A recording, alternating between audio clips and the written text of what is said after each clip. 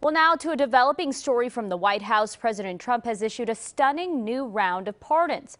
The president is also casting doubt on whether he'll sign off on the massive stimulus deal.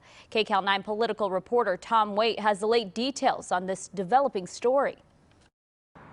This is the last month of the Trump presidency, and President Trump is pardoning convicted killers, targets of the Mueller investigation, and corrupt politicians. Tonight from the White House, a flurry of pardons. President Trump gave 2 to former GOP congressmen, early supporters of Trump. Duncan Hunter of San Diego, who pled guilty to misuse of campaign funds, and Chris Collins of New York, who pled guilty to conspiring to commit securities fraud and lying to the FBI.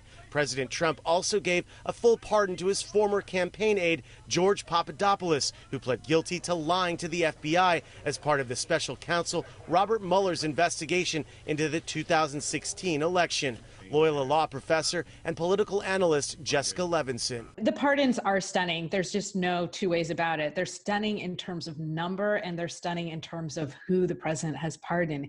He's pardoned people who have been involved in the Russia inquiry, people who have lied to the special counsel. He's pardoned former service members who have killed Iraqi civilians.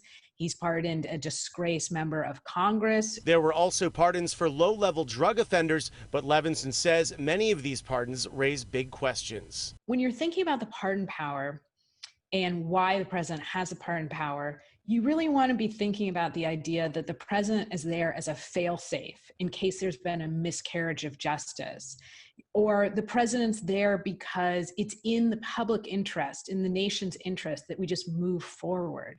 None of these pardons fall under that umbrella. And more drama tonight over the massive COVID stimulus bill passed by the House and Senate and now waiting for the president's signature. President Trump posted a video tonight on Twitter blasting the COVID relief bill. I am asking Congress to amend this bill and increase the ridiculously low $600, or else the next administration will have to deliver a COVID relief package, and maybe that administration will be me. The president's own party has rejected demands for stimulus payments that large. House Speaker Nancy Pelosi tonight responded to the president's demands on Twitter, saying Republicans repeatedly refused to say what amount the president wanted for direct checks. At last, the president has agreed to $2,000. Democrats are ready to bring this to the floor this week by unanimous consent. Let's do it. The bill that's already passed with a veto-proof majority.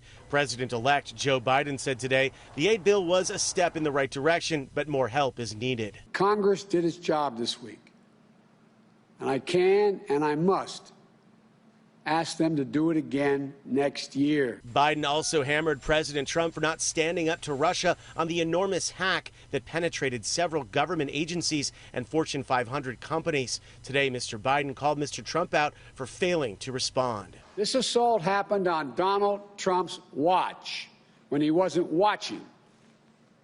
It's still his responsibility as president to defend American interests for the next 4 weeks. But rest assured that even if he does not take it seriously, I will. President Trump and the First Family are expected to travel to Mar-a-Lago in Florida for the holidays. It will be the Trumps' first extended trip away from the White House since the election. I'm Tom Waite, KCAL 9 News.